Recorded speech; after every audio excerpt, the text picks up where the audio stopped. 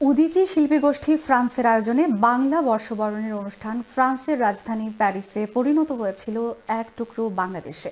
অনুষ্ঠানে উপস্থিত ছিলেন কমিউনিটির নানা শ্রেণী পেশার মানুষ। ফ্রান্স থেকে বিস্তারিত জানাচ্ছেন সহকর্মী ইকবাল মোহাম্মদ জাফর।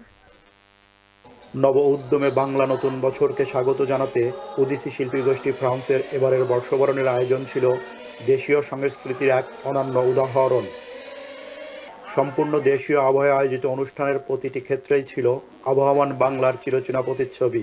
অনুষ্ঠানে ছিল ফ্রান্সে বেড়ে ওঠা শিশু কিশোরদের চিত্রাঙ্কন প্রতিযোগিতা এবং সবার স্বতঃস্ফূর্ত অংশগ্রহণে মঙ্গল শোভাযাত্রা।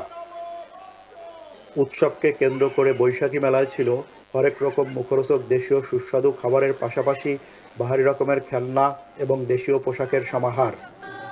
বৈশাখের আনন্দে উৎসবে মেতে উঠেছিল প্রবাসী বাংলাদেশিরা। সুন্দর একটা অনুষ্ঠান হচ্ছে ফ্রান্সের মাটিতে। আমরা সবাই মিলে এখানে এসেছি, আনন্দ করছি। আমাদের ভালো লেগেছে, আমরা একটা অনেক সুন্দর উপভোগ করেছি।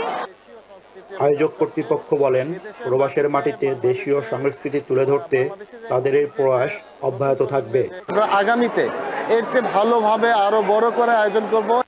প্রবাস জীবনের শত কর্মব্যস্ততার মাঝে উদীচী শিল্পী গোষ্ঠী ফ্রান্সের এবারের বর্ষবরণের অনুষ্ঠান প্রবাসী বাংলাদেশিদের দিয়েছিল দেশীয় বিনোদনের উপলক্ষ। ফ্রান্সের প্যারিস থেকে Iqbal Mohammad Jafar, channel S news.